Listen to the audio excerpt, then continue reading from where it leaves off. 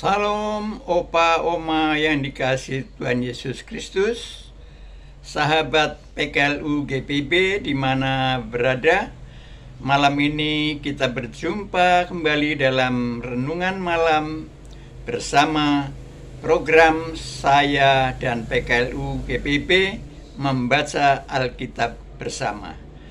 Hari ini Jumat tanggal 27 Juni 2025, kembali opa oma ditemani oleh saya Sugiri, anggota PKLU GPB Jemaat Horeb Jakarta Timur.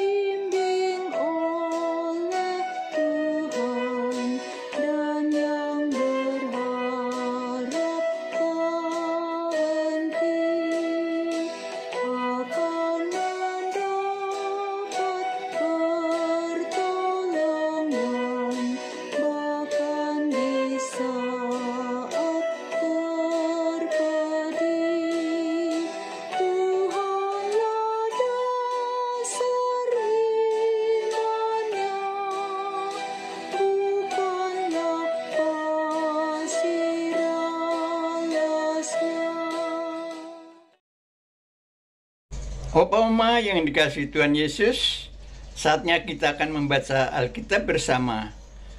Untuk itu, mari kita berdoa. Ya Tuhan, Bapa di dalam sorga, sungguh kami bersyukur atas berkat dan anugerah-Mu yang Kau limpahkan bagi kami semua, anggota PKLU GPB, yang saat ini kami dapat berkumpul untuk membaca dan merenungkan firman Tuhan. Bapa di surga, kami bersyukur juga atas penyertaan-Mu bagi kami semua sepanjang pagi, siang, sore, hingga malam hari ini. Saat ini Tuhan, sebelum kami memasuki saat istirahat kami ingin membaca sebagian dari firman-Mu. Kiranya Engkau menuntun dan membimbing kami dengan Roh-Mu yang kudus, sehingga kami dapat memahami dan melakukan segala kehendak-Mu melalui firman-firman yang kami baca saat ini. Dalam nama Tuhan Yesus kami berdoa. Amin. Opa oma, bacaan Alkitab malam ini diambil dari 2 Korintus 13 ayat 9 dan 10 yang menyatakan, sebab kami bersukacita apabila kami lemah dan kamu kuat. Inilah yang kami doakan, yaitu supaya kamu menjadi sempurna. Itulah sebabnya aku menulis kepada kamu ketika aku berjauhan dengan kamu, supaya bila aku berada di tengah-tengah kamu, aku tidak terpaksa bertindak keras menurut kuasa yang dianugerahkan Tuhan kepadaku untuk membangun dan bukan untuk meruntuhkan. Demikian firman Tuhan.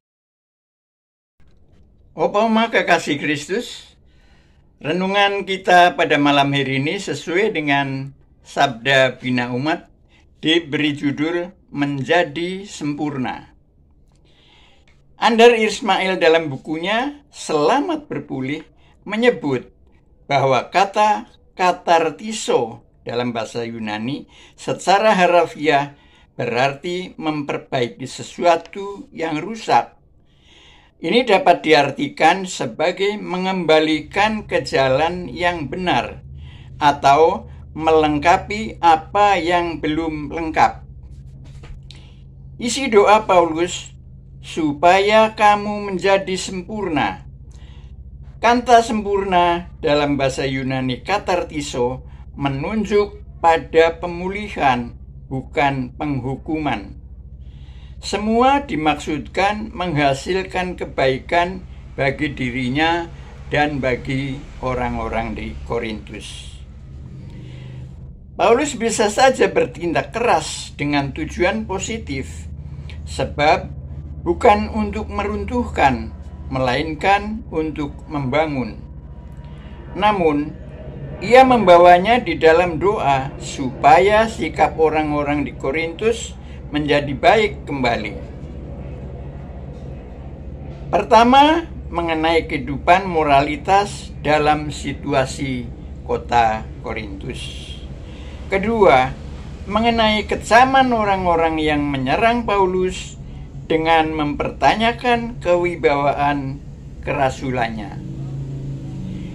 Tujuannya agar mereka menjadi orang-orang yang tetap tegak dalam iman dan tahan uji bahwa Kristus Yesus ada di dalam diri mereka. Relasi Paulus dan orang-orang Korintus pun dipulihkan agar pemberitaan Injil yang disampaikan serta kehadirannya di Korintus dapat diterima.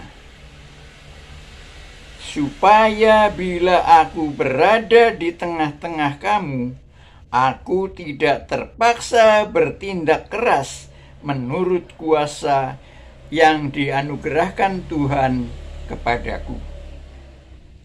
Hal ini tentu berkaitan dengan sikap orang-orang Korintus yang menganggap Paulus sebagai orang yang lemah dan tidak berdaya saat berhadapan muka.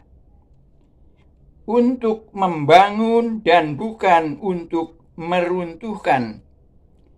Itulah misi yang dipercayakan Tuhan kepada Paulus dalam pemberitaan Injilnya. Paulus berdoa supaya Tuhan memulihkan kehidupan orang-orang Korintus menjadi komunitas yang hidup dalam kebenaran Kristus. Paulus merasa puas menjadi orang yang lemah sejauh Kristus dan Injilnya tetap kuat. Mari kita meneladani sikap Paulus dalam kehidupan komunitas yang mengedepankan kebaikan bersama sebagai wujud panggilan dan pengutusan sebagai gereja yang menyatakan kebenaran dan keadilan. Itulah renungan kita pada malam ini.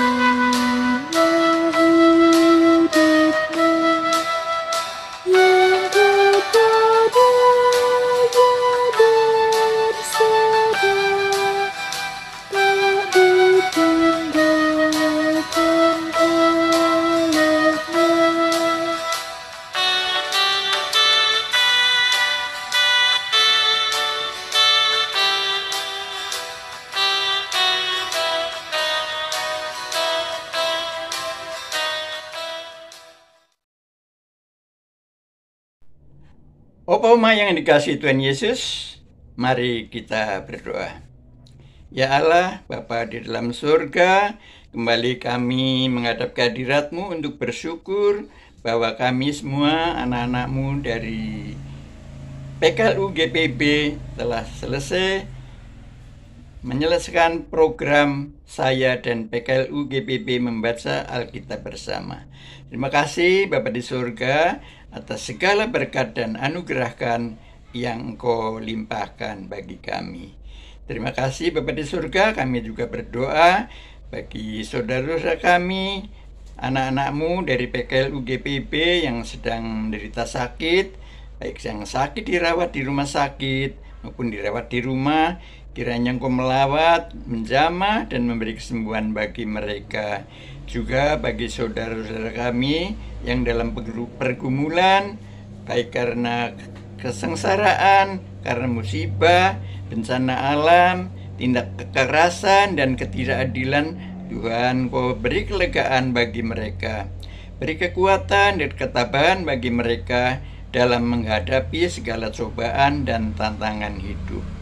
Terima kasih Bapa di surga. Kami juga berdoa bagi para fungsionaris dari Dewan PKLU.